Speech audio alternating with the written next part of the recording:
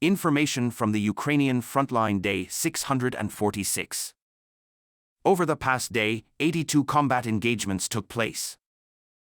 In the Kupiansk front, Russian forces, with the support of aviation, conducted assault operations in the areas of Synkivka and northeast of Petropavlivka in Kharkiv Oblast, as well as Stelmakhivka in Luhansk Oblast, where Ukraine's defense forces repelled 7 attacks. In the Bakhmut front, Russian forces conducted assault operations near Bodanivka, Avdiivka, and Klishchivka in Donetsk Oblast, where Ukraine's defense forces repelled 24 attacks.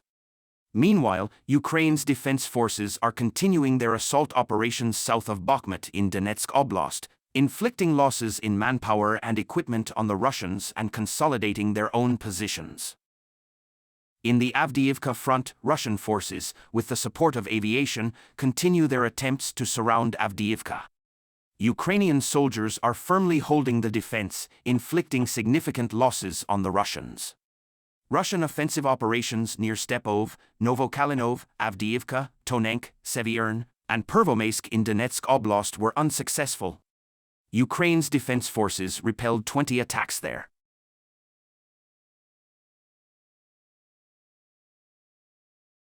Meanwhile, Ukraine's defense forces are continuing to conduct offensive operations on the Melitopol front, inflicting losses in military personnel and equipment on the occupying forces and exhausting the enemy along the entire front line.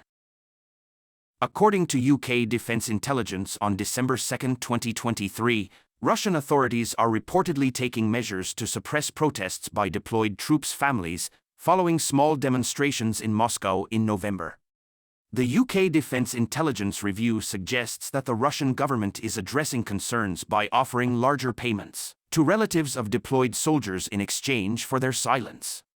Non-governmental media outlets in Russia and statements from protesting wives indicate this apparent strategy.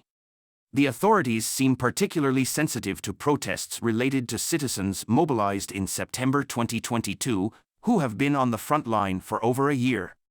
The context includes a previous UK Ministry of Defence report on heavy Russian losses near Avdiivka, and Estonian intelligence's belief that Russia's 2024 budget can sustain the current intensity of hostilities in the war against Ukraine.